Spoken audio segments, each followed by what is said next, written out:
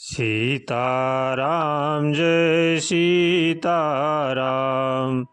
राधे श्याम जय राधे श्याम। सीताराम जय सीताराम, राधे श्याम जय राधे श्याम। दुर्गति नाशनी दुर्गा जय जय, काल विनाशनी काली जय जय। उमा रमा ब्रह्माणी जय जय, राधा सीता रुक्मणी जय जय।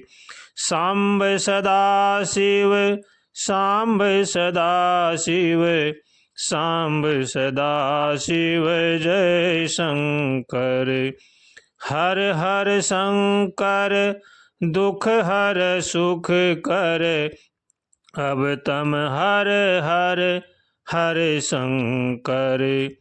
हरे राम राम राम हरे हरे, हरे कृष्ण कृष्ण कृष्ण हरे हरे।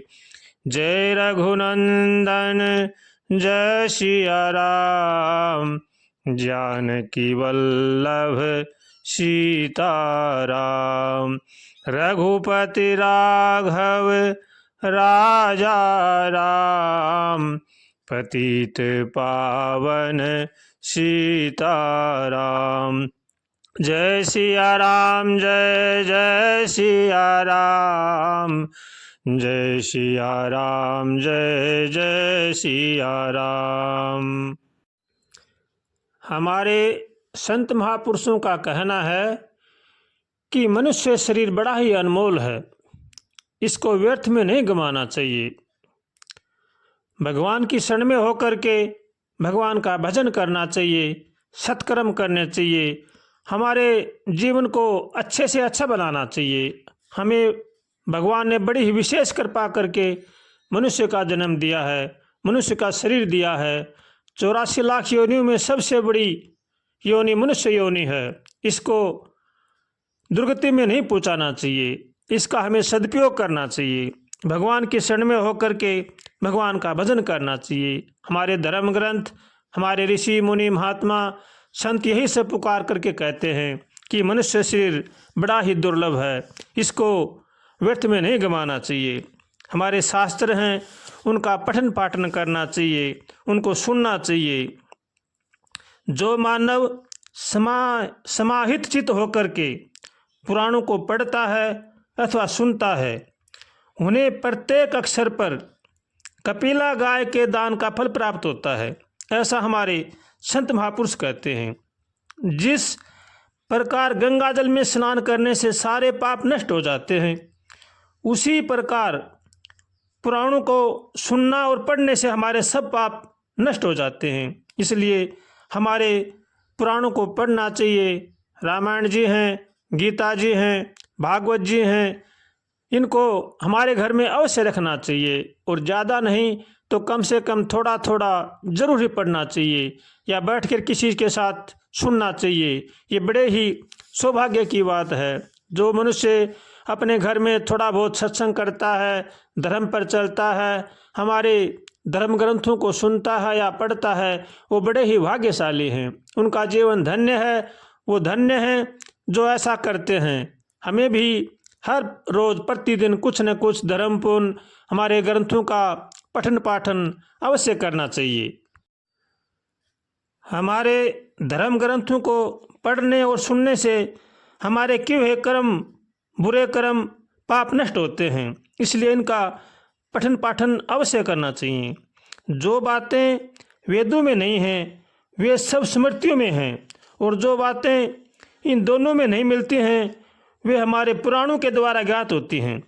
पुराणों को समस्त तीर्थों का श्रेष्ठ तीर्थ बतलाया गया है, इसलिए हमारे धर्म ग्रंथों को अवश्य पढ़ना चाहिए और हमारे घर में इनको अवश्य रखना चाहिए। संत महापुरुषों ने हमारे पुराणों को तीर्थ बतलाया है, पुराणों को समस्त तीर्थों में श्रेष्ठ बतलाया गया है। पुराणों के पढ़ने और सुनने से भगवान प्रसन्न होते हैं। यज्ञ, दान, तपस्या और तीर्थों का जो सेवा से जो फल मिलता है वही फल हमें पुराणों के श्रवण मात्र से या पढ़ने मात्र से मिलता है। जो गति पुण्यशीलों, यज्ञकर्ताओं और तपस्वियों की गई है, जो होती है, वही गति हमारे धर्म ग्रंथों को पढ़ने से होती है। इसलिए भगवान की शरण में होकर के हमें हमारे धर्म ग्रंथ अवश्य पढ़ने चाहिए। हमारे पुराण हमें अर्थ, धर्म, काम और मोक्ष इन चारों को देते हैं। इसलिए सभी संत महापुरुष ये कहते हैं कि पुराणों का आदर करना चाहिए, अपने माता पिता की सेवा करनी चाहिए, बड़े बूढ़ों का आदर करना चाहिए और अपने कुटुंब परिवार का पालन पोषण नेक कमाई से करना चाहिए। कभी भी किसी के साथ छल कपट न करें, चोरी जारी न करें, बेईमानी न करें। बेईमानी का धन, चोरी का धन हमें रसातल में ले जाएगा। इसलिए कभी भी किसी के साथ छल कपट नहीं करना चाहिए, चोरी नहीं करनी चाहिए। भगवान ने जो हमें दिया है उसी में संतुष्ट रह करके अपने परिवार का पालन पोषण करें, नेक कमाई से अपने परिवार को पालें और जो हमें भगवान ने दिया है उसी में संतुष्ट रहें। अगर मनुष्य के जीवन में सुख शांति है, वो जो सुख शांति चाहता है तो उनको यही करना चाहिए कि जैसा भगवान ने हमें दिया है उसी में हम खुश हैं। अगर हम चोरी जारी करेंगे, बेईमानी करेंगे तो वो धन हमें रसातल में ले जाएगा और हमें भी बिगाड़ेगा और हमारे परिवार का भी विनाश करेगा। इसलिए इन बातों से बचनी चाहिए। कभी भी जीवन में झूठ का सहारा नहीं लेना चाहिए। झूठ बड़ा ही भयंकर दोष है, इससे हरदम बचना चाहिए। भगवान से हरदम प्रार्थना करें, हे नाथ हमें सद्बुद्धि दो, सद्विचार दो, ताकि संसार की बुराई से बचें। ऐसे भगवान से रोज कातर स्वर से प्रार्थना करनी चाहिए। हमें भगवान ने बड़ा ही अमूल्य समय दिया है, बड़ा ही सुंदर अवसर दिया है, इसको व्यर्थ में नहीं गंवाना चाहिए। भगवान की शरण में होकर के भगवान का भजन करें, सबका भला सोचें, सबका भला करें और भगवान का भजन करें। यही जीवन का सार है।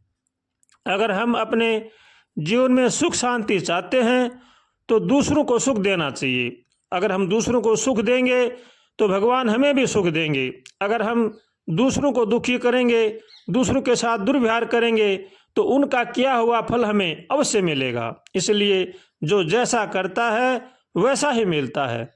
इसलिए हर मनुष्य को चाहिए कि वो सबका भला सोचे, सबका भला करे और भगवान का होकर के भगवान का भजन करे। यही जीवन का सार है और यही जीवन का परम लाभ है और यही जीवन का उद्देश्य है। अगर हम इसके अलावा कुछ भी करते हैं तो हमारा पाप बनेगा और पाप बनेगा तो हमें अवश्य वो भोगना पड़ेगा, चाहे रो के भोगो चाहे हंस के भोगो। जो जैसा करता है उसको वह अवश्य भोगना पड़ता है। इसलिए अच्छा सोचना चाहिए, अच्छा करना चाहिए और भगवान से हरदम प्रार्थना करनी चाहिए, हे नाथ हम संसार समुद्र में बहे जा रहे हैं। हे नाथ आपके सिवा हमारे को कोई भी उबारने वाला नहीं है। हे नाथ हमारी रक्षा करो, हे नाथ हमारी रक्षा करो। अगर ऐसे हम कातर स्वर से अगर भगवान से प्रार्थना करेंगे तो भगवान बड़े ही दयालु हैं, हमारी प्रार्थना जरूर ही सुनेंगे और भगवान से हरदम भगवान की भक्ति ही मांगे और भगवान की शरण में होकर के भगवान का भजन करें। श्रीमन्नारायण नारायण नारायण हरि, श्रीमन्नारायण नारायण नारायण हरि, श्रीमन्नारायण नारायण नारायण हरि, श्रीमन्नारायण नारायण नारायण हरि, श्रीमन्नारायण नारायण नारायण हरि, श्रीमन्नारायण नारायण नारायण हरि, श्रीमन्नारायण नारायण नारायण हरि।